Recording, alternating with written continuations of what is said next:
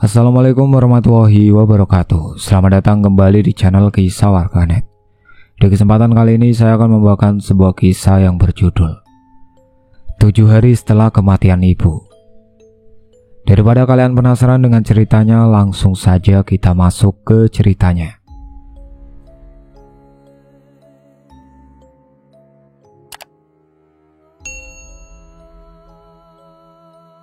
Desa Ciptamukti terletak di kaki Gunung Parang di Jawa Barat, dikelilingi oleh keindahan alam yang menyejukkan mata. Setiap pagi, desa ini diselimuti kabut tipis yang perlahan menghilang seiring dengan terbitnya matahari, menciptakan suasana yang penuh kedamaian dan keajaiban. Terhampar di sepanjang horizon, sawah-sawah desa membentuk pola geometris hijau yang sangat mempesona. Hijau padi yang subur berkilau dalam sinar matahari pagi, mengundang aroma tanah basah dan kesegaran udara. Rumah-rumah penduduk, sebagian besar terbuat dari kayu dengan atap genteng merah yang bersinar cerah, berdiri rapi mengelilingi balai desa di pusat desa. Rumah-rumah ini memiliki halaman yang luas, sering ditanami bunga dan tanaman herbal yang menambah pesona tradisional dan harmonis dari desa. Di beberapa sudut desa, terdapat jalan setapak yang berkelok-kelok, membelah sawah dan kebun, memberikan akses ke rumah-rumah dan ladang. Balai desa, sebuah bangunan sederhana namun berfungsi penting, terletak di pusat aktivitas desa. Dengan dinding berwarna putih yang mulai memudar, balai desa ini berfungsi sebagai tempat pertemuan warga untuk merayakan acara adat, seperti perayaan panen dan upacara keagamaan. Di depan balai desa, terdapat lapangan terbuka yang sering digunakan untuk berbagai kegiatan komunitas, dari pasar malam hingga festival lokal. Setiap pagi di Ciptamukti dimulai dengan suara kabut yang menari di antara sawah. Aroma tanah basah dan kelembapan udara menyegarkan. Para petani memulai hari mereka sebelum fajar, membajak sawah dengan alat tradisional seperti cangkul dan bajak kerbau. Suara gemeretak dari peralatan pertanian bercampur dengan nyanyian burung yang bersautan, menciptakan irama pagi khas desa. Wanita-wanita desa dengan keranjang di tangan pergi ke pasar desa yang terletak di salah satu sisi balai desa. Mereka menjual hasil kebun seperti sayur-sayuran segar, rempah-rempah, dan buah-buahan. Di rumah-rumah mereka mengurus dapur dengan semangat, memasak dengan bahan-bahan lokal yang baru dipanen. Aroma masakan seperti nasi uduk, sambal, dan sayur asem mengisi udara rumah-rumah di sepanjang jalan desa.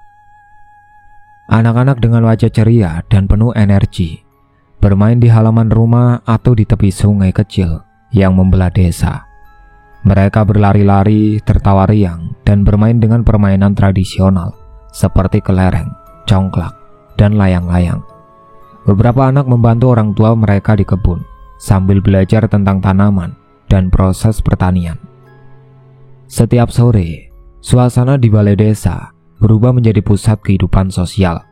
Warga berkumpul di sini, duduk di tikar atau bangku kayu, berbagi cerita dan menikmati makanan sederhana bersama. Ada suasana hangat dan akrab saat mereka berbicara tentang hasil panen hari itu, gosip lokal, atau merencanakan acara komunitas mendatang. Kadang-kadang, mereka juga mengadakan pertunjukan musik atau tarian tradisional sebagai bentuk hiburan dan perayaan budaya. Di malam hari, suasana desa berubah menjadi tenang dan damai. Lampu-lampu minyak dan lampu petromak yang menggantung di sepanjang jalan memberikan cahaya lembut, menciptakan suasana romantis dan hangat. Penduduk desa biasanya beristirahat lebih awal, berkumpul di rumah-rumah mereka, di sekitar meja makan yang sederhana namun penuh rasa syukur, menikmati waktu bersama keluarga sebelum tidur. Pagi hari Ibu Asi, seorang wanita berusia 50 tahun, memulai dengan rutinitasnya yang khas. Bangun sebelum fajar, menyiapkan sarapan, dan memeriksa kebun kecil di belakang rumahnya. Meskipun suaminya merantau ke kota besar untuk bekerja, Bu Asi tidak pernah mengeluh. Dia mengurus segala hal di rumah, mulai dari pekerjaan rumah tangga hingga memelihara kebun dan merawat anak-anaknya. Keberadaannya seperti matahari pagi yang menyinari setiap hari dengan kehangatan dan keceriaan. Hari itu matahari bersinar cerah dan Bu Asih tampak lebih ceria dari biasanya. Dia sempat mampir ke rumah sebelum pergi ke pasar untuk membeli bahan makanan. Di teras rumah, mereka berbincang dengan Bila sambil menikmati teh pagi yang hangat. "Bu, nanti sore kita makan bersama ya. Aku buatkan sate ayam favorit ibu," kata Bila sambil mengaduk teh di cangkirnya. "Bagus nak, ibu sudah kangen sama sate buatanmu. Tapi ingat, jangan terlalu banyak garam. Ibu gak bisa makan garam berlebihan," jawab Bu Asih dengan senyum lebar. Mereka tertawa bersama, berbicara tentang rencana-rencana kecil untuk hari itu. Bu Asih kemudian berangkat menuju pasar dengan motor kesayangannya. 1 jam setelahnya, telepon di rumah Bila berdering nyaring. Bila mengangkat telepon dengan rasa tidak sabar. "Halo?" Suaranya terdengar ceria, tapi kemudian berubah menjadi cemas saat mendengar berita buruk dari pihak kepolisian. "Selamat siang, ini dari kantor polisi. Kami mohon maaf, tapi ibu Anda, Bu Asih, mengalami kecelakaan motor dan meninggal di tempat kejadian," kata suara di ujung telepon dengan nada formal. Seketika, dunia Bila terasa berputar. Ia tidak bisa mempercayai apa yang baru saja didengarnya.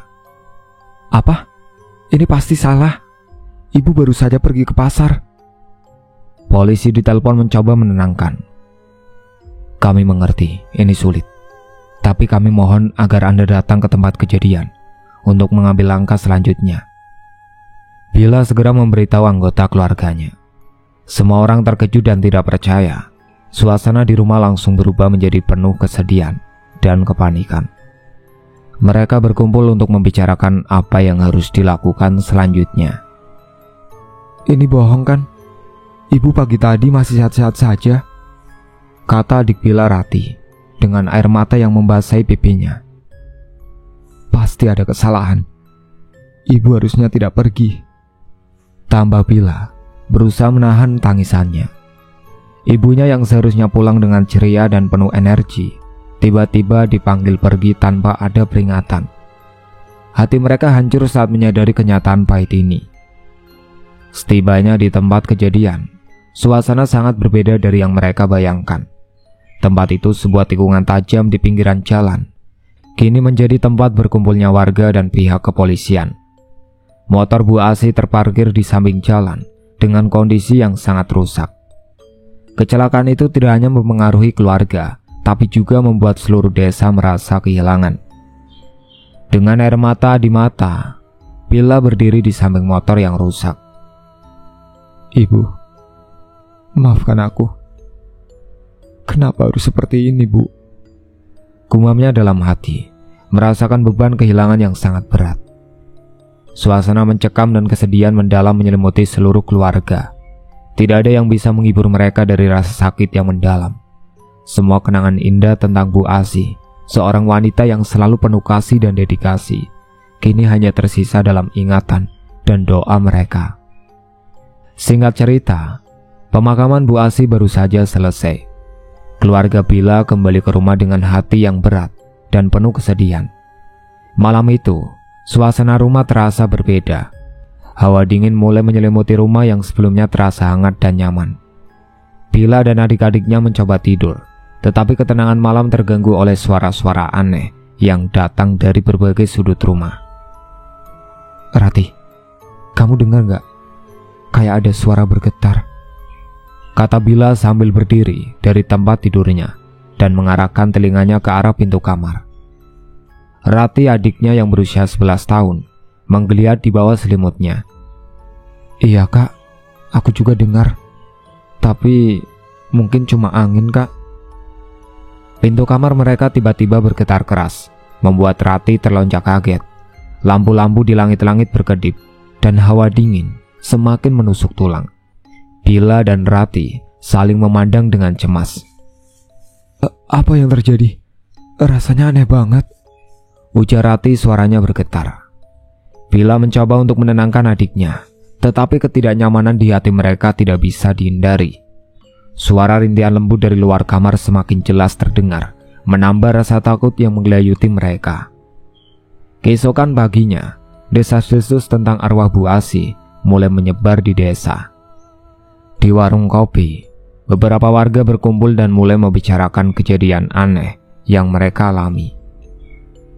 Pagi tadi anakku bilang, dia lihat sosok Ibu Asih di depan rumah kita, kata Bu Rina dengan nada khawatir. Dia berdiri di pojok jalan, kayak nunggu sesuatu. Pak Hadi, pemilik warung kopi, menambahkan, saya juga dengar suara berbisik dari luar rumah. Rasanya kayak ada yang manggil nama saya. Saya ngeri. Suasana desa yang awalnya tenang kini dipenuhi dengan ketegangan dan rasa takut. Keluarga Bila merasa tertekan oleh cerita-cerita tersebut, dan kehidupan sehari-hari mereka mulai terganggu oleh kejadian-kejadian aneh ini. Hari kedua setelah pemakaman, keanehan semakin intens. Di rumah Bila, suara-suara yang tidak jelas sumbernya semakin sering terdengar. Suara pintu bergetar, lampu berkedip tanpa sebab, dan langkah-langkah berat yang tidak bisa dijelaskan membuat malam mereka semakin mencekam. Bila, aku gak bisa tidur. Rati mengeluh sambil memeluk bantalnya. Ada sesuatu yang bikin aku takut. Bila merasa putus asa dan cemas. Aku juga gak bisa tidur. Rasanya ada sesuatu yang salah. Di malam hari, suara rintihan lembut semakin jelas terdengar dari luar rumah. Beberapa tetangga melaporkan melihat sosok samar Bu Asih di sekitar rumah, berdiri dengan wajah penuh kesedihan. Suara-suara aneh semakin mengganggu, menambah rasa takut yang menggelayuti setiap orang. Keluarga Bila, terutama Bila, mulai merasa tidak berdaya. Setiap malam terasa seperti teror tanpa akhir. Mereka sering terbangun di malam hari dengan perasaan tidak nyaman, seolah-olah ada yang mengawasi mereka. Pada hari ketiga, suasana di rumah Bila semakin menegangkan. Mimpi-mimpi buruk yang dialami Bila semakin sering dan intens. Dalam mimpi-mimpinya, Bu Asih tampak penuh kesedihan dan kebingungan. Seringkali terlihat meminta pertolongan dengan tatapan penuh rasa sakit. Bila, tolong aku. Aku tidak bisa tenang. Bu Asih berbisik dalam mimpi. Wajahnya tampak sangat pucat dan penuh air mata. Bila terbangun dengan keringat dingin membasahi tubuhnya. Kenapa ibu terus muncul dalam mimpi? Apa yang harus aku lakukan? Bisiknya pada malam yang dingin. Rumor mengenai arwah Bu Asih yang gentayangan semakin meluas di desa. Di balai desa, warga berkumpul untuk membahas kejadian-kejadian aneh yang mereka alami. Anak-anak saya terus mengatakan bahwa mereka mendengar suara Ibu Asih memanggil mereka di malam hari, kata Bu Sari dengan nada serius. Rasa takut ini sudah terlalu jauh. Kita mungkin harus melakukan ritual atau upacara untuk membantu arwah Bu Asih. Pak Danu yang sebelumnya melaporkan melihat sosok Bu Asih menambahkan, saya lihat dia berdiri di dekat tempat kejadian. Wajahnya penuh kesedihan dan kemarahan. Rasanya sangat menakutkan. Suasana di desa semakin tegang. Penduduk mulai merasa terganggu dan cemas, dan banyak yang merasa terpaksa untuk melakukan ritual atau upacara agar arwah Bu Asih bisa tenang. Hari keempat, suasana di rumah Bila semakin mencekam. Mimpi-mimpi buruk terus menghantui Bila dan keluarganya. Pada malam hari, suara-suara aneh semakin sering terdengar, termasuk bisikan lembut dan rintihan yang membuat penduduk desa semakin cemas. Di warung kopi, warga desa semakin khawatir. Rumor semakin banyak dan ketakutan semakin meresap di desa, kata Pak Hadi dengan nada khawatir. Saya sampai terpaksa pindah tidur ke rumah anak saya karena merasa tidak nyaman, sambung Pak Hadi. Bu Rina menambahkan, banyak yang merasa bahwa arwah Ibu Asih belum tenang. Kita harus melakukan sesuatu untuk menenangkan roh itu. Di rumah Bila, Upaya untuk tidur malam terasa hampir mustahil. Setiap suara dari luar rumah terasa mengganggu, dan ketidaknyamanan di dalam rumah semakin meningkat. Bila merasa tersiksa oleh rasa bersalah dan ketidakmampuannya untuk membantu ibunya. Dengan suasana yang semakin mencekam dan ketegangan yang terus meningkat, keluarga Bila dan warga desa merasa terjebak dalam lingkaran ketidaknyamanan dan ketakutan yang tampaknya tidak ada akhirnya. Mereka merasa harus melakukan sesuatu untuk mengakhiri teror ini dan memberikan ketenangan bagi arwah Bu Asih. Hari kelima setelah pemakaman Bu Asih dimulai dengan suasana yang semakin menegangkan di rumah Bila. Mimpi buruk yang dialami Bila dan keluarganya semakin menyiksa. Pada malam hari suara-suara aneh semakin sering terdengar, termasuk bisikan lembut dan rintihan yang membuat penduduk desa semakin cemas. Malam itu ketika Bila terjaga dari tidurnya, dia merasa seperti ada sesuatu yang mengawasi dari sudut kamar. Langkah-langkah berat dan suara bergetar di luar kamar membuatnya tidak bisa tidur. Dia berusaha menenangkan Rati yang masih terjaga, tetapi ketidaknyamanan di rumah semakin meresap. "Rati, ayo kita coba tidur di ruang tamu. Mungkin sedikit lebih baik di sana," ajak Bila dengan suara bergetar. Rati mengangguk sambil memeluk selimutnya. Mereka berdua berpindah ke ruang tamu, tetapi suasana malam tetap sama mencekam. Hawa dingin yang menusuk dan suara-suara aneh seakan menyelimuti rumah mereka. Di luar rumah warga desa semakin khawatir. Di balai desa, Bu Sari dukun desa menyarankan agar dilakukan upacara doa untuk menenangkan arwah Bu Asih. "Kita harus segera melakukan upacara," kata Bu Sari dengan tegas. Arwah Bu Sari tidak bisa tenang dan ingin mempengaruhi semua orang di desa. Kita perlu melakukan sesuatu untuk menghentikan teror ini. Pak Hadi yang merasa tidak nyaman menambahkan, "Kita harus segera mengumpulkan semua warga untuk upacara doa ini. Situasinya semakin memburuk dan semua orang mulai merasa terganggu." Di malam hari saat upacara dimulai, warga desa berkumpul di tempat kejadian kecelakaan. Mereka membakar dupa dan memanjatkan doa dengan harapan arwah Bu Asih bisa tenang. Namun suasana tetap mencekam dan beberapa warga melaporkan melihat sosok Bu Asih di sekitar tempat tersebut. Hari ke-6 dimulai dengan ketegangan yang semakin meningkat. Keluarga Bila semakin cemas dan suasana di rumah mereka semakin menakutkan. Mimpi-mimpi buruk semakin mengganggu tidur mereka dan suara-suara aneh semakin sering terdengar. Pada pagi hari, Rati tampak sangat ketakutan. "Kakak, aku tidak bisa tidur sama sekali. Mimpi burukku semakin buruk," katanya dengan mata yang lelah. Bila mencoba untuk memberikan dukungan, tetapi dia sendiri merasa semakin tertekan. Suasana di rumah terasa seperti terjebak dalam lingkaran ketidaknyamanan dan ketakutan yang tak kunjung berakhir. Di balai desa, warga berkumpul lagi untuk membahas situasi. Banyak yang merasa bahwa upacara doa yang dilakukan belum cukup efektif. Beberapa warga mengusulkan untuk melakukan upacara yang lebih mendalam dengan melibatkan lebih banyak dukun dan pemuka agama. "Upacara doa yang kita lakukan kemarin tidak cukup," kata Bu Sari. "Kita perlu melakukan upacara yang lebih besar dan melibatkan lebih banyak orang untuk membantu menenangkan arwah Bu Asih." Pak Danu menambahkan, "Saya masih melihat sosok Bu Asih di sekitar tempat kejadian. Dia sepertinya tidak mendapatkan kedamaian yang dia cari." Suasana desa semakin tegang dan ketakutan. Banyak penduduk yang merasa tidak aman di rumah mereka dan mulai mencari perlindungan di rumah kerabat mereka. Ketidaknyamanan dan ketakutan semakin meresap dalam kehidupan sehari-hari mereka. Hari ke-7, keluarga Bila merasa sudah tidak mampu menghadapi ketidaknyamanan yang terus-menerus mereka alami. Pada malam hari ketegangan mencapai puncaknya. Suara-suara aneh semakin keras dan mimpi buruk terus menghantui Bila dan keluarganya. "Rasa takut ini semakin tidak tertahankan," kata Bila dengan putus asa. "Apa yang harus kita lakukan? Kita tidak bisa terus seperti ini." Rati menangis di sampingnya.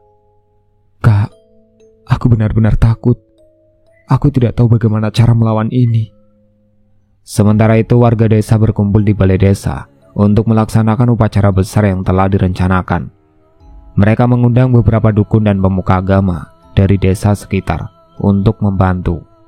Upacara ini melibatkan pembacaan doa-doa, pembakaran dupa, dan penyucian tempat kejadian. Selama upacara suasana terasa mencekam. Banyak warga melaporkan merasa kehadiran sosok Bu Asih di sekitar mereka. Namun saat upacara doa selesai, suasana di sekitar tempat kejadian mulai terasa lebih tenang. Beberapa warga mengeklaim bahwa mereka tidak lagi melihat sosok Bu Asih dan suara-suara aneh mulai mereda.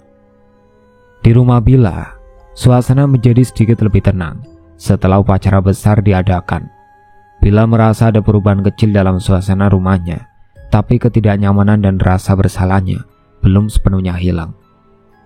Kita sudah melakukan yang terbaik, kata Bila dengan penuh harapan.